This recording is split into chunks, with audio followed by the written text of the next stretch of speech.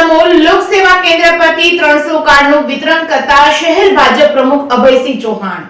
ભાવનગર શહેરના કાળિયાબીડ વિસ્તારમાં ભગવતી સર્કલ પાસે આવેલ નમો લોકસેવા કેન્દ્ર પરથી સરકારની દરેક સેવાના કાર્ડ કુલદીપસિંહ ચુડાસમા દ્વારા નિઃશુલ્ક કાઢી આપવામાં આવે છે।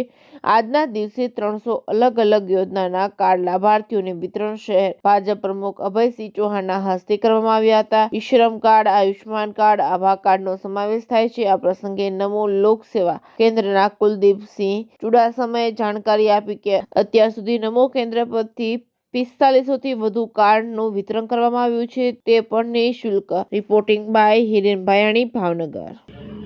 નમો લોક સેવા કેન્દ્ર પરથી આજના દિવસે 300 પરિવારને આયુષ્માન કાર્ડ, ચૂંટણી કાર્ડ, ઈ શ્રમ કાર્ડ, ઈ નિર્માણ કાર્ડ, આભા કાર્ડ જેવા વિવિધ કાર્ડોનું વિતરણ નમો લોક સેવા કેન્દ્ર અમારા શહેર પ્રમુખ અભયસિંહ ચૌહાણજીના હસ્તે આજે વિતરણ કરવામાં આવ્યું છે।